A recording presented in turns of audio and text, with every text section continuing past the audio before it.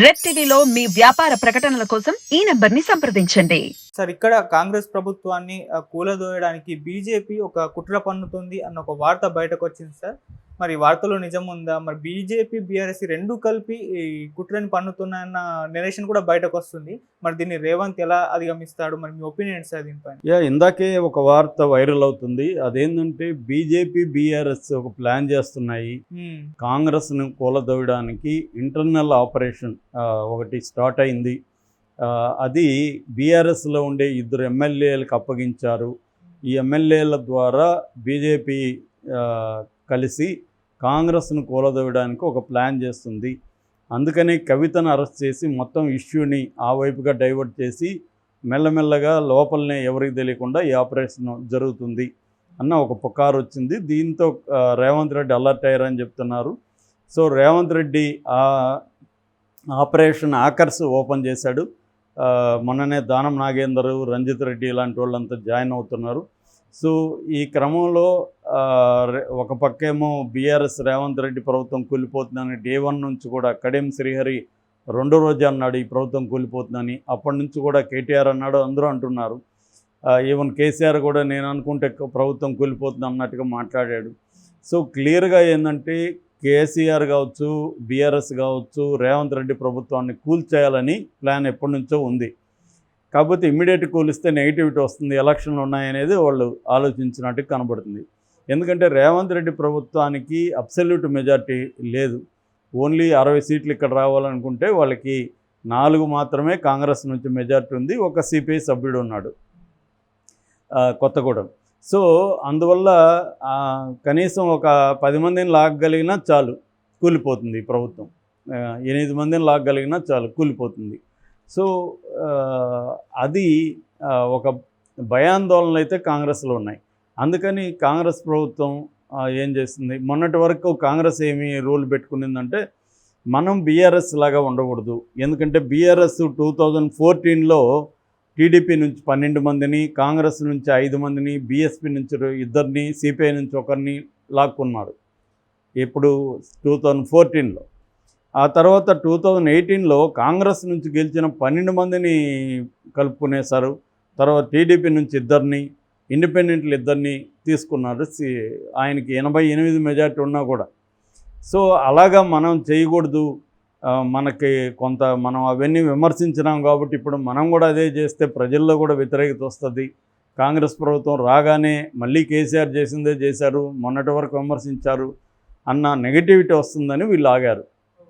అయితే ఏమైంది, బీఆర్ఎస్ వాళ్ళు విపరీతంగా అటాక్ చేయడం ఒక పక్క చేస్తున్నారు. ఏది కూలిపోతుందని, మేము కూల్చేస్తామని చెప్తున్నారు. రెండో వైపు బీఆర్ఎస్లో ఉండలేని వాళ్ళు, లేకపోతే బీఆర్ఎస్ మీద హోప్ పోయిన వాళ్ళు బీజేపీలోకి వెళ్ళిపోతున్నారు. అంటే వీళ్ళేమో కాంగ్రెస్ ఏమో మేము చేర్చుకోమంటుంది, బీజేపీ ఏమో రండి రండి అని పిలుస్తుంది.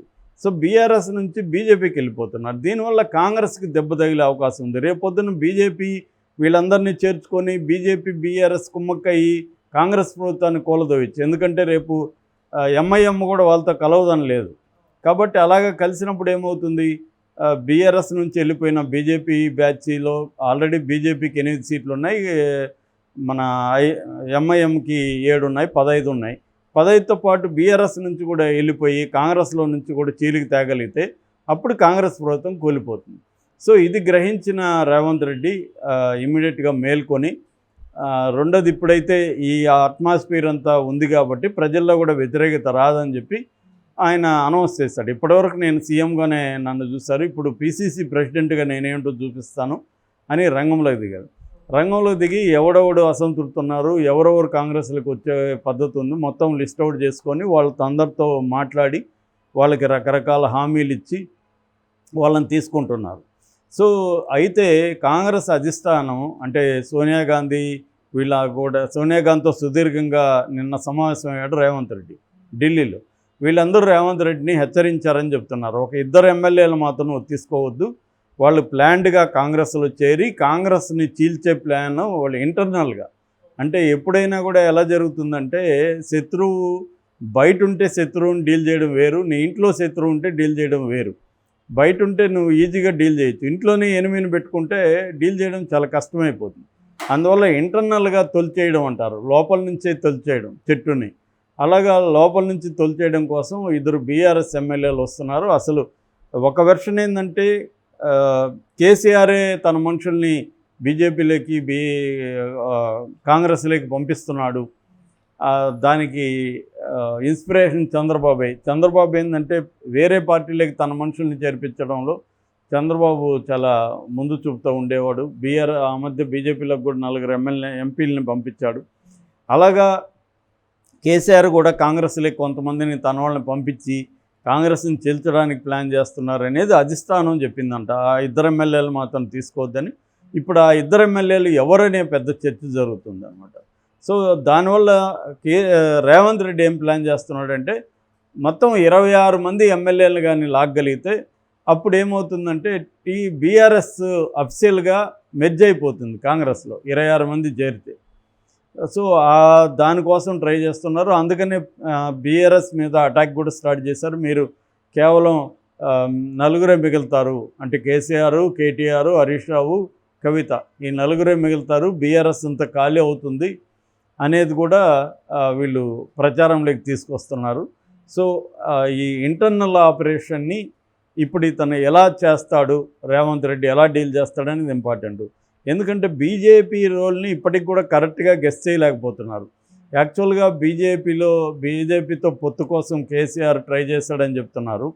కానీ బీజేపీ కేసీఆర్తో పొత్తు పెట్టుకోకుండా కేసీఆర్ని తొక్కేద్దామని బీజేపీ అనుకుంటుందని ఒక వెర్షన్ బయటకు వచ్చింది. అయితే ఇప్పుడు వస్తున్న వెర్షన్ ఏంటంటే బీజేపీ బీఆర్ఎస్ కుమ్మక్కైనాయి. ఈ కవిత అరెస్ట్ అంతా కూడా డ్రామా. కవితని కొద్ది రోజులు అలా పెట్టుకొని మళ్ళీ ఆమెకు బెయిల్ ఇప్పించి బయటికి పంపించేస్తారు. అందుకనే కవితకి ఈడీ ఆఫీసులో కూడా మంచిగా ప్రత్యేకమైన ఏసీ రూమ్ ఇచ్చి మంచిగా చూసుకుంటున్నారు. ఇంటి నుంచి ఫుడ్ వస్తుంది. రోజు ఈవినింగ్ వీళ్ళు వెళ్ళి కలిసి వస్తున్నారు, కేటీఆర్, హరీష్ రావు. అలాగా ఏ రకంగా చూసుకున్నా కవితకు అక్కడ ఏ రకమైన ఇబ్బంది లేవు. అక్కడ మంచిగా గెస్ట్ హౌస్ లాగా ఉంటుంది. ఆమె మంచిగా పుస్తకాలు చదువుకుంటుంది. సో కాబట్టి ఆమెకి ఏ రకమైన ఇబ్బందులు లేవు అక్కడ. ఈరోజు వాళ్ళ పిటిషన్ కూడా వెనక్కి తీసుకున్నారని వార్త ఇందాక వచ్చింది. సుప్రీంకోర్టులో వేసిన పిటిషన్ కూడా వెనక్కి తీసుకున్నారని. సో ఇవన్నీ చూస్తూ ఉంటే కేసీఆర్ కూడా ఇప్పటివరకు దీని మీద ఒక ఖండన కానీ ఏమీ ఇవ్వలేదు. నిన్న కూడా ఆయన కూల్గా ఏం జరగనట్టు ప్రవీణ్ కుమార్ బీఎస్పీ నుంచి రిజైన్ చేసి ప్రవీణ్ కుమార్ని పార్టీలోకి తీసుకొని ఆయన్ని నేను త్వరలోనే సెక్రటరీగా బీఆర్ఎస్ సెక్రటరీగా పోస్ట్ ఇస్తున్నాను, అనౌన్స్ చేస్తున్నానని చెప్తున్నాడు. అది చూస్తే అసలు ఏమీ జరగలేదేమో అనిపిస్తూ ఉంది. అంటే కూతుర్ని తీసుకెళ్ళి అరెస్ట్ చేసి వాళ్ళు విచారిస్తుంటే కేసీఆర్ ఎంత కూల్గా ఎలా ఉన్నాడు, ఎందుకు ఖండించట్లేదు అన్న విమర్శ వస్తుంది. అంటే ఇదంతా చూసినప్పుడు బీఆర్ఎస్ బీజేపీ కుమ్మక్కైనాయా, కుమ్మక్కయ్యి కొంతమందిని కాంగ్రెస్లోకి పంపించి ఇంటర్నల్గా కాంగ్రెస్ను బ్రేక్ చేయడానికి ట్రై చేస్తున్నారా అన్న ఒక డౌట్ అయితే కాంగ్రెస్ అధిష్టానానికి వచ్చింది. అందుకని కాంగ్రెస్ అధిష్టానం కూడా తన ఇంటెలిజెన్స్ నెట్వర్క్ని ప్రవేశపెట్టిందని చెప్తున్నారు. దాంట్లో భాగంగానే 2 ఎమ్మెల్యేలను మాత్రం తీసుకోవద్దు, మిగతా ఎవరెవరిని తీసుకోవాలి ఎవరెవరిని తీసుకోవద్దు అనేది చాలా సుదీర్ఘంగా చర్చ జరిగింది ఢిల్లీలో అని చెప్తున్నారు.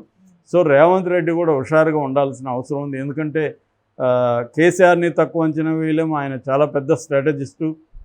అలాగే మోడీని ఇంక చెప్పాల్సిన అవసరం లేదు. పార్టీల్ని నిర్వీర్యం చేయడంలో, పార్టీల్ని తొక్కేయడంలో బీజేపీని మించిన వాళ్ళు, మోడీని మించిన వాళ్ళు ఈ దేశంలో ఎప్పుడు కూడా చరిత్రలో లేరు. అంతగా వాళ్ళు ప్రతి పార్టీని వాళ్ళు కంట్రోల్ చేయగలిగారు దేశవ్యాప్తంగా. అందుకనే వాళ్ళు 400 టార్గెట్ కూడా పెట్టుకోగలిగారు 2024లో. అది ఎప్పుడు మామూలుగా అయితే సాధ్యం కాదు.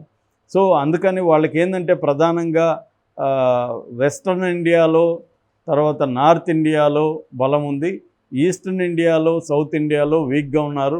అక్కడ కూడా బలాన్ని పెంచుకోవడానికి రకరకాల ప్లాన్లు చేస్తున్నారు. వెస్ట్ బెంగాల్లో వాళ్ళ ప్లాన్స్ కొంతవరకు సక్సెస్ అయింది. ఒరిస్సాలో వాళ్ళు ప్లాన్ సక్సెస్ అయింది అక్కడ అలయన్స్ రూపంలో. సో వాళ్ళు ఏంటంటే ఒకటి అలయన్స్ని పెట్టుకోవడం, రెండోది రీజనల్ పార్టీలని అవినీతి పేరుతో ఇంకో పేరుతో తొక్కేయడం, చీల్చడం, ఈ కార్యక్రమాలు చేస్తారు దేశవ్యాప్తంగా. సో ఆ రకంగా ఇప్పుడు కాంగ్రెస్ని నిర్వీర్యం చేసే పరిస్థితుల్లో, కుప్పకూల్చే పరిస్థితుల్లో వాళ్ళు ఉన్నారు. దాన్ని రేవంత్ రెడ్డి అండ్ కాంగ్రెస్ అధిష్టానం పసిగట్టిందని చెప్తున్నారు. దీని నుంచి ఎలా బయటపడుతుంది కాంగ్రెస్ అనేది చూడాలి.